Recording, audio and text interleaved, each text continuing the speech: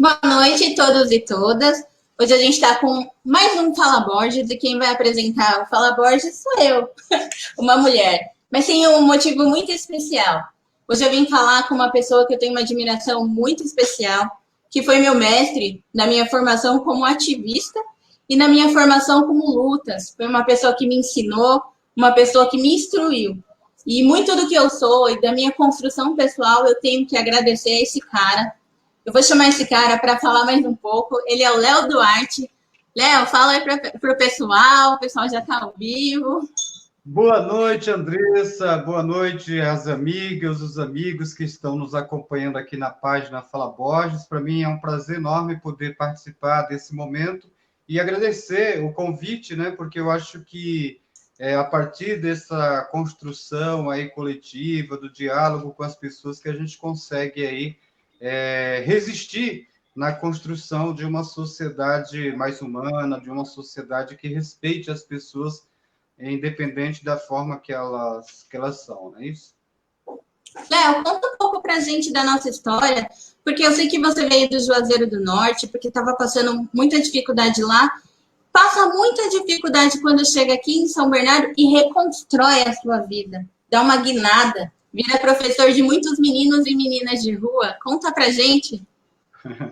Então, Andressa, eu nasci na cidade de Juazeiro do Norte, que fica lá no estado do Ceará, uma cidade bastante religiosa, né?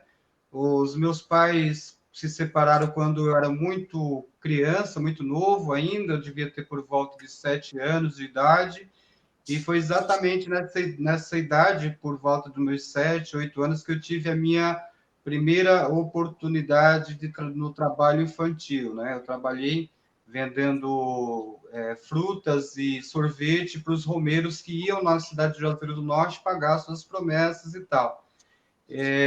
Fiquei até por volta de uns 12 anos de idade lá na cidade, trabalhei cuidando de carro, trabalhei na frente de pizzaria, na frente de churrascaria, também vendendo objetos nas feiras livres lá da cidade. As minhas irmãs mais velhas já estavam aqui, a Débora e a Cleve, e aí organizou a nossa vinda para aqui, para São Bernardo, né? E na ocasião veio eu, minha mãe, meu irmão, minha irmã e meu sobrinho. Nós, 5 dentro de um Gol Bolinha transportado por uma cegonha. Uma viagem bastante difícil, uma viagem que a gente enfrentou várias dificuldades, mas foi a única forma que nós encontramos de chegar até aqui em São Paulo, porque a gente não tinha condições naquela época de pagar a passagem de ônibus, muito menos de avião, né? Então, ou era vir a pé, ou era vir de formas aí estranhas, né? Então, nós conseguimos aí o contato da pessoa que nos trouxe, que é um caminhoneiro, que nos trouxe de cegonha dentro de um Gol quadradinho e tal. Chegando aqui em São Paulo, a gente enfrentou várias dificuldades, né? E aí eu fiquei um período em situação de rua, e aí fui atendido pelo projeto Meninos e Meninas de Rua, uma organização aqui de São Bernardo, que existe desde 83, e que, infelizmente, nos dias de hoje tem sofrido ofensas por parte da administração do prefeito Orlando Morando de querer despejar o nosso espaço, querer tirar o projeto Meninos e Meninas de Rua lá da Rua Jurubatuba, onde funciona há muitos anos, né? Então, o projeto tem resistido a essa ofensiva, e é um projeto que foi importante na minha trajetória, e um projeto que foi importante na trajetória de várias outras pessoas, né? Vários meninos e meninas, por exemplo, hoje têm um olhar muito mais crítico com relação à sociedade, exatamente porque tiveram a oportunidade de participar do projeto, né? Porque a partir do projeto, além do projeto desenvolver, por exemplo, formações, importante, através das oficinas de capoeira, de futebol, enfim, e possibilita também o contato, por exemplo, com outros movimentos, né? O projeto é uma organização não governamental, no entanto, tem um comportamento muito mais de movimento e se relaciona com diversos outros movimentos, né? Então, o projeto, como, por exemplo, é como se fosse um núcleo de base do Movimento Nacional de Meninos e Meninas de Rua, que é um órgão, por exemplo, um órgão não, é um movimento que foi muito importante, por exemplo, para pressionar a Câmara dos Deputados, lá na década de 89, para aprovação do Estatuto da Criança e do Adolescente em 90, né? Então, muitas das vezes as pessoas não sabem que, né, que hoje, se a criança ou o adolescente é reconhecida como sujeito de direito, né, como um ser que tem os seus direitos, não sabem muitas das vezes que isso foi parte de uma luta do povo, foi parte de uma luta das próprias meninas, dos próprios meninos e dos educadores e educadoras que participavam desse movimento na época, né? E que muitos ainda participam até hoje, né? Hoje eu faço parte da coordenação do Movimento Nacional Meninos e Meninas de Rua e a gente tem tentado fazer a resistência necessária aí no que diz respeito à violação dos direitos humanos dos nossos meninos, das nossas meninas, principalmente ainda nesse período em que a gente está vivendo um momento em que a direita, de forma muito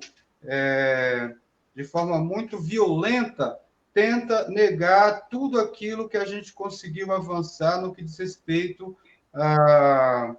sei lá, a tratar as pessoas de forma mais digna, né? Mas a gente tem resistido. Então, um pouco essa é a minha história, né? Depois que fui atendido pelo projeto Meninos e Meninas de Rua, eu passei a ser educador no projeto Meninos e Meninas de Rua, trabalhei um período como educador social também na Fundação Criança, dando aula de fotografia para meninos e meninas da Fundação Criança. Trabalhei como fotógrafo, utilizando a fotografia como meio de denunciar as desigualdades sociais em alguns veículos de comunicações aí renomados no estado de São Paulo. Tive algumas fotografias premiadas.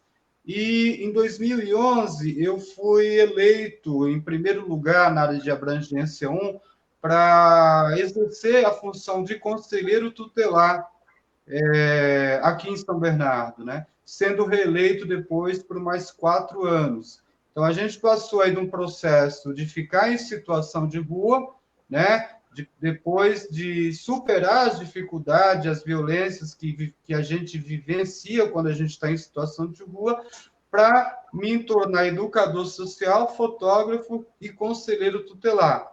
Então, isso, de uma certa forma, essa trajetória, de uma certa forma, nos deu bagagem para continuar nessa luta, para continuar resistindo. É lógico que, durante esse processo, a gente acaba adquirindo uma série de cicatrizes, né? Porque é uma história que as pessoas dizem que é uma história bonita, uma história de superação. No entanto, a gente carrega também na nossa bagagem as cicatrizes da violência, que é, por exemplo, passar por uma situação como essa. Ninguém quer ser isso, menino de rua, ninguém quer ficar em situação de rua, né? Ninguém, por exemplo, eu acabei esquecendo de falar, mas, por exemplo, eu participei da organização e fiquei acampado na ocupação Santos Dias, ali onde que é hoje o depósito das Casas Bahias e o depósito e na época era da Volkswagen, né? E as pessoas falam, por que vocês fazem isso? E eu sempre respondi, olha, ninguém em sã consciência quer morar embaixo de uma lona, né? Ninguém em sã consciência quer morar em lugares, por exemplo, de risco. É exatamente por conta disso que a gente acaba, por exemplo, se fortalecendo para lutar por dignidade, por moradia, por saúde de qualidade, por educação, enfim. Eu acho e aí, né, Léo, que entra a importância do movimento popular organizado na sua vida, porque você, além de ter a bagagem, você teve a vivência. Então, mais propriedade para falar é quem viveu. Então, você traz esse tema, um tema muito importante para a gente entender que o movimento ele não pode ser apenas uma luta falada, ele tem que ser uma luta vivida. Então, em que momento entra a organização na sua vida, a luta organizada pela moradia, pela saúde, pela educação? Porque para chegar de um menino de superação, você falou um ponto muito importante, né?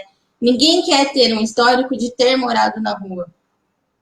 Mas todo mundo quer ouvir, muitas vezes, isso para se espelhar. E a luta tem que ser se espelhar e fazer a diferença. Onde o momento entra na sua vida? Qual essa importância? Ela entra onde exatamente na sua vida? Porque muitas pessoas passam por isso, mas superam e vida que segue. Você não, superou, trouxe e traz essa responsabilidade.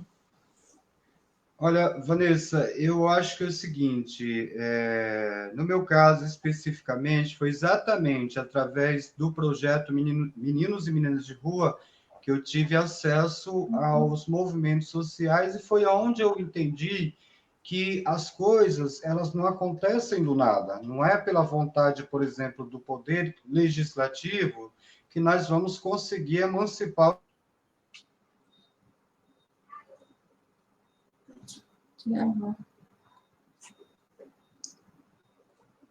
Gente, pessoal, o Léo ele teve um pequeno problema, mas a gente vai solucionar esse problema.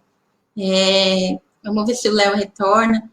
O tema ele é muito importante porque quando a gente fala da luta organizada, de movimento de moradia, de movimento organizado, a gente tem que lutar todos os dias como uma base não apenas de mudança, mas uma base de realidade, pegar para a gente essa luta, pegar para a gente essa história, pegar para a gente essa necessidade de ir além, de fazer a modificação e a transformação no futuro das crianças, no futuro dos jovens que estão chegando, e mostrar para eles a importância que é na continuidade da luta. Eu peço para vocês só um minutinho, a gente vai resolver o problema com o Léo e a gente já volta, galera.